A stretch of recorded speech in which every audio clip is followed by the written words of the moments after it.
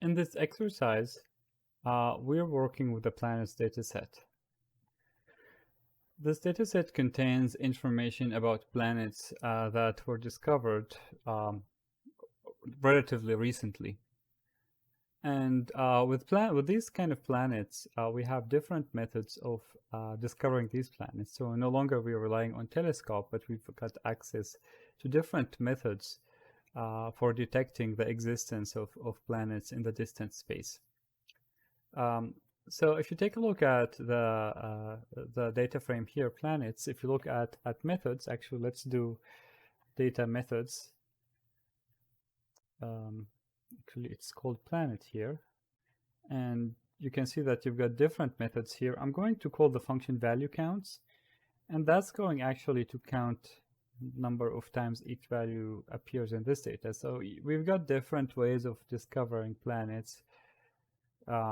You can see that astronomy here is no longer playing an important role in discovering new planets. We can also see here the different characteristics of these discovered planets, such as orbital period, mass, distance, and the year in which the planet has been discovered. Okay, so let's see what we've got here. First, we need to create a bar chart showing the count of planets per year. All right, so this is an example of a categorical plot. We can use the function catplot, and we can pass in, obviously the data is going to be planets, and then we're going to map our x to year in this case. Finally, we'll not forget that we're looking at a count as the kind of that plot. And here you get a bar chart in which year is being mapped to the x-axis, and we get the count on the y-axis. The only issue with this plot, as you can see here, is that it's so condensed that kind of the year labels overlay. So we can actually customize it a bit. We can actually play with the aspect ratio. So I'm going to make it a bit more widespread. So I'm going to use an aspect ratio of 2 instead of the default of 1. And you can see that this one has been kind of spread out a bit more. So it's kind of a more readable here. We can also do more advanced customizations to the chart. I'm going to paste here basically the same cat plot. Here I change the color palettes to be steel blue, and I put the tick to be at step of 5. And I remove the axis style by make the axis style white. So here you've got kind of a more kind of a nicely visual appealing bar chart compared to the one that comes by default.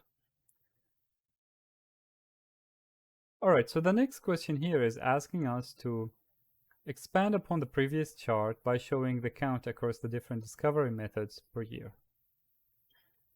Okay, so here we're going to go back to our basic cat plot. And in our basic cat plot, we're going to add another piece of information, which is the discovery method. Now, discovery method itself, which is method here, is also a categorical variable. So here we have the option of using color. So we can map hue to method. And that's basically going to create a bar chart here in which the method itself is another, is the color of the bar, right? So you've got a bar per method. Now this bar is a bit condensed. Double clicking on it will help. It will kind of expand it a bit. We can also make it bigger by specifying the height, and that's going to keep the same aspect ratio. I don't know the default value of height, but let's check the documentation really quickly. The height is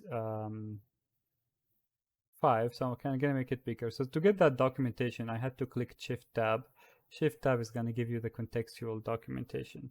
So I'm going to set height to be 10, and that's going to make it bigger. So if you click on it, you can see it's twice as big as in the past. Now, very similar to what I have done in the previous one, I'm going to, well, maybe this one first. Let's make it a bit smaller. So let's make it 7. Okay. Let's make it a bit kind of more self-contained in the notebook. Now finally, this is just a further customization here. What I have done here, I've created the same cat plot with a even greater aspect ratio. And then I actually kind of constrained the x-axis to be from 2020 to 2015. And that's because most of these discoveries came in that range. So if we are interested in that range, we can do that. We can specify order to be in that range. And I've actually set a label on the y-axis to be the planets discovered.